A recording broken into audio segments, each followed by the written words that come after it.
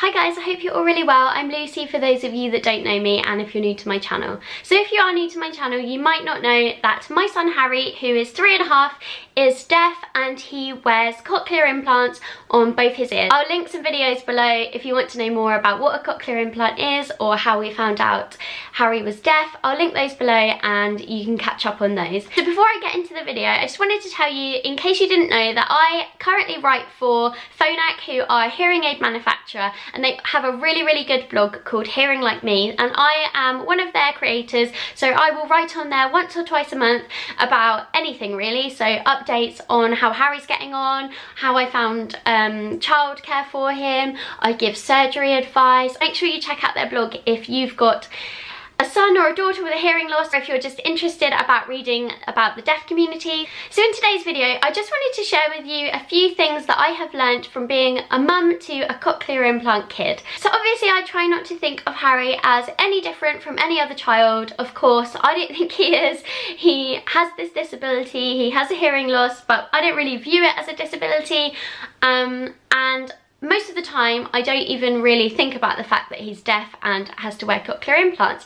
Sometimes it's good to just talk about some of the things that I notice as a mum of somebody that wears a cochlear implant or a mum of a deaf child. So the first thing that I have learnt is that the cochlear implant technology is freaking amazing. I mean, it's insane. I actually don't think I will ever get over the fact that this little piece of equipment in my son's head and on the outer part of his head allows him to hear. Not just hear mumbles or, you know, hear things, really loud noises. He hears everything. I can whisper from across the room and he will hear it. And that to me is just mind-blowing. The fact that somebody can operate into his head and into his ears and give somebody that has never heard anything before complete hearing. I just think that that's insane. Like, if your mind is not blown, then I don't know what will blow your mind. So the second thing I've learned is that people will stare, and I have never really felt bothered by this at all, because I don't think I've ever had anybody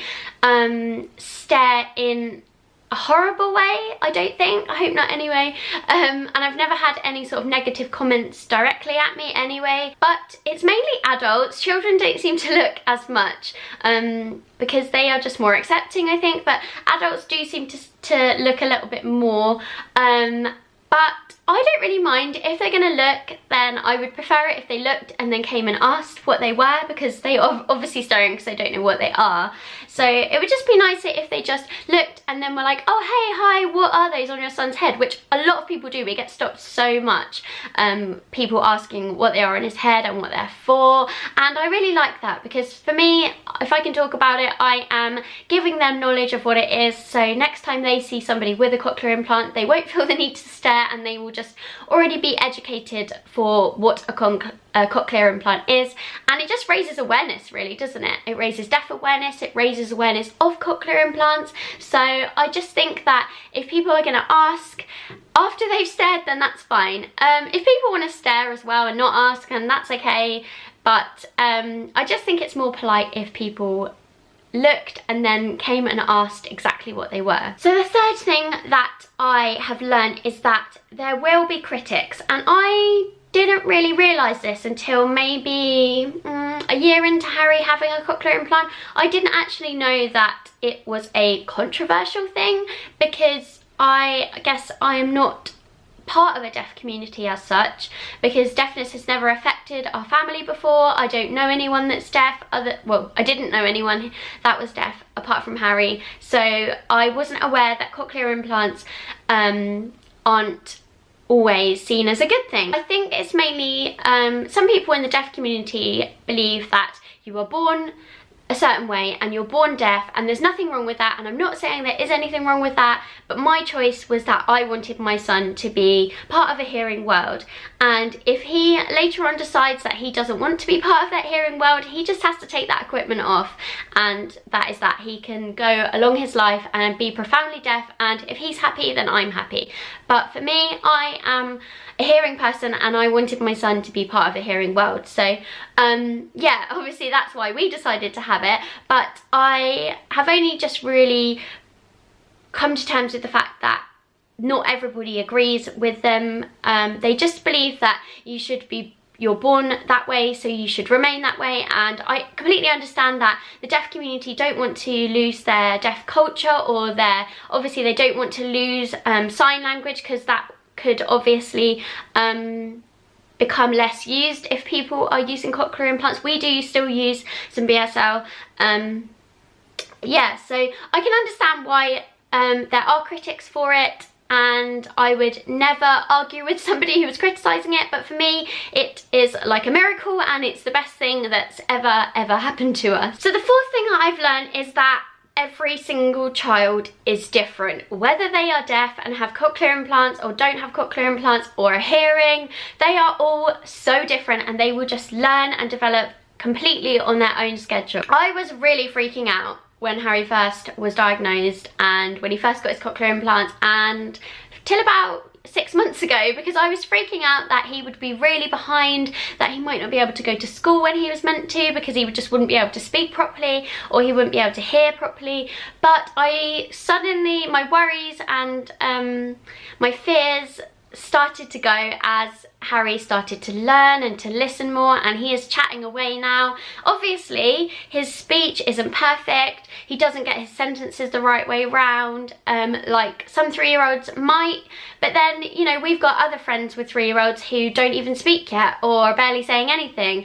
We've got other friends with 2-year-olds who are chatting away. So it's like, I've just realised that every single child is different, whether they've got a hearing loss or not. And that's a really good thing to know, because I never wanted to compare Harry to a normal hearing child and expect him to be doing everything they're doing, but at the same time he is doing stuff that some of them are doing, and he's not doing stuff that others are doing, but he is doing things that other people aren't doing, if that makes sense. I think you get my drift anyway. So the fifth thing I've learned is that I made the right decision for my son. So obviously it wasn't just my decision, it was my partner's as well, but this is my channel, so I refer to everything as I. So I really do believe that we made the right decision for Harry.